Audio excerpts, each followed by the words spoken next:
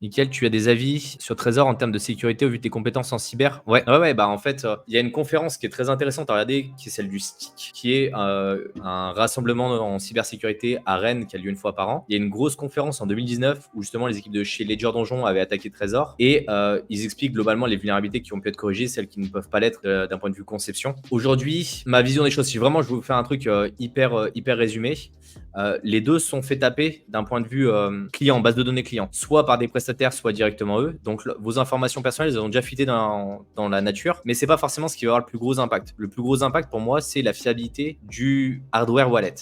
Jusqu'aux dernières versions, il n'y avait pas de secure element chez Trésor. Là, ils en ont sorti un avec cet élément-là. C'est-à-dire que les clés, elles sont stockées, les clés de sécurité sont stockées dans cette partie-là, dans cette puce cryptographique. Ce qui rajoute une certaine couche de sécurité. Le problème et l'avantage du Trésor, c'est qu'il est open source, donc le code est accessible à n'importe qui et n'importe qui peut l'auditer. On peut trouver plus facilement des vulnérabilités, mais c'est-à-dire qu'on ne peut pas implémenter certaines mécaniques de sécurité, comme par exemple de la signature firmware. Et ils ont eu une problématique Trésor il y a quelques années où ils se sont fait détourner une de leur ligne de production. Et il y a des firmware de chez Trésor qui sont partis, qui étaient infectés. Et donc, ils se sont fait voler des fonds comme ça. Certains utilisateurs se sont fait voler des fonds comme ça. Ledger essaient de travailler sur sa partie open source, où ils essaient d'ouvrir un peu plus leurs applications. Ledger Live est open source, par exemple. Ils ont quelques autres applis aussi en périphérie qui sont open source, mais ils ont choisi de garder une partie opaque et fermée pour justement apporter de la signature et apporter une fiabilité au niveau du firmware.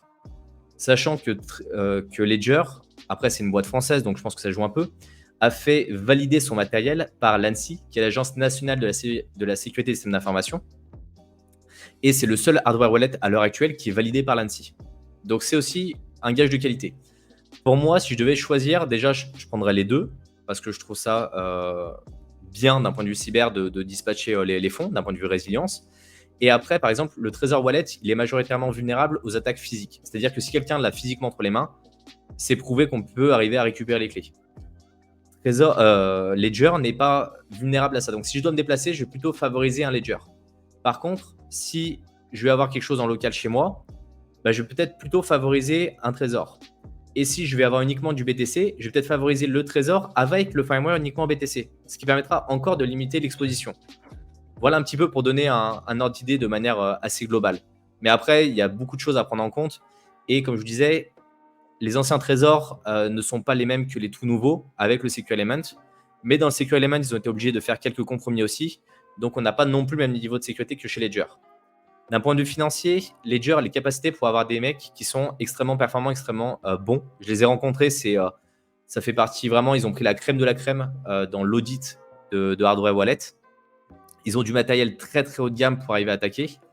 Et c'est là où je voulais soulever un point, c'est qu'on parle souvent justement de la sécurité physique de ces portefeuilles, mais dans la majorité des cas, quand il y a une sécurité physique comme ça qui est trop importante, les gens vont venir chez vous, ils vont vous braquer.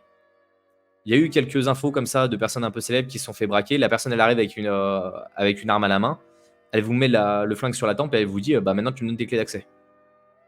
Voilà. Et ça, vous aurez beau avoir le matériel le plus sécurisé possible. Si vous avez une menace physique en face de vous qui est réelle, et ben vous allez donner. Donc après, il y a d'autres mécaniques à mettre en place, peut-être différents comptes. Vous pouvez utiliser par exemple la passphrase sous couvert qu'il ne faut pas l'oublier parce que je sais qu'il y en a beaucoup qui l'oublient. Donc voilà, ça fait partie de toutes ces choses-là qu'il faut arriver à prendre en compte et qui ne sont pas anodines.